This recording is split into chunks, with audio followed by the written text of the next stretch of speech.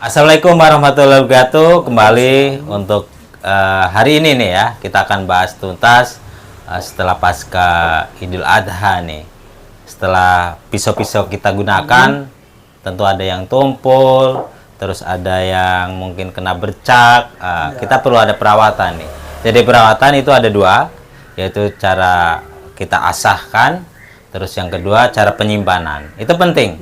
Jadi kita sebaiknya setelah kita nyimpan itu dalam kondisi sudah tajam, Abang Utis. Jadi biasanya misalkan contoh untuk pisau-pisau ini sudah dipakai, oke, kita tajamkan dulu.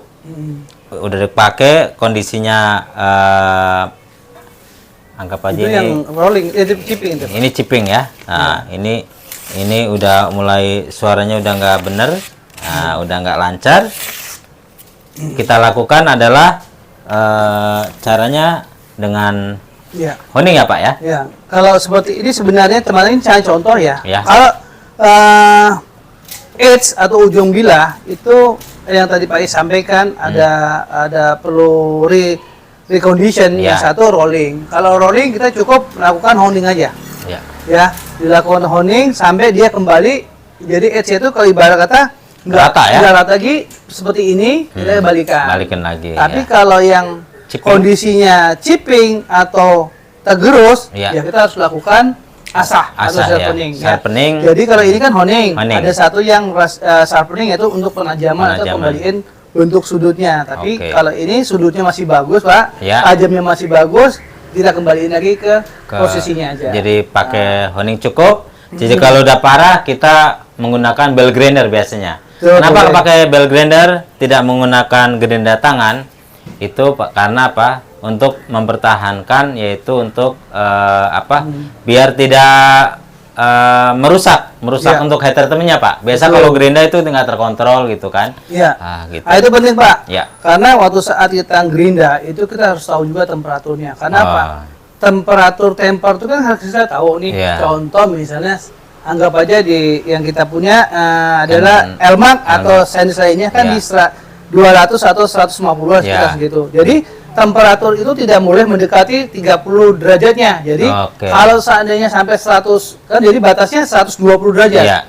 Seandainya di atas 120 derajat atau 130 panas di ujungnya. Jadi kekerasan akan turun, Pak. Ya, jadi HRC akan turun kalau saat menggerindanya pun juga over. Jadi teman-teman emang lebih aman di batu, ya kan? Tapi ada teknologi sekarang yang menggunakan mesin yaitu bell grinder, tapi tetap harus kita kontrol temperatur di edge-nya atau ujung bilah. Jadi teman-teman terutama yang produk Pina Workshop ataupun produk yang lain untuk after sales atau pengen untuk reparasi, repair kita bisa menerima ya. Untuk memberbagi itu. Demikian untuk untuk pengasahan. Setelah itu juga bila setelah kondisi udah tajam perlu disimpan nih, Pak. Oh ya, tadi sempat lupa ya.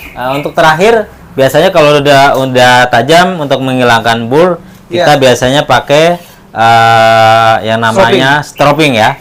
Biasanya yang kasar dulu, kemudian yang halus. Setelah udah itu kemudian kita perawatan terutama baja-baja yang non stainless itu ada apa Pak? Kita contohkan tadi ya, kita wrap. Contohnya tadi yang kita wrap itu stainlessnya, ini bisa di dua yang tadi ya, contoh ya. Atau ini aja nih, ini ada Vanadis 23. Vanadis 23 ini silakan. Vanadis 23 biasanya perawatan kalau ini kita menggunakan yang cukup meriah pakai Singer. Ini teman-teman contoh aja, ini PM23 emang termasuk non stainless ya. Jadi paling tidak kita kasih ini Singer ya, sederhana.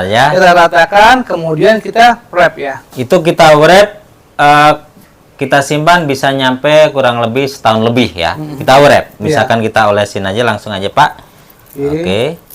Jadi kita akan membandingkan kalau posisi pengen menciman lama.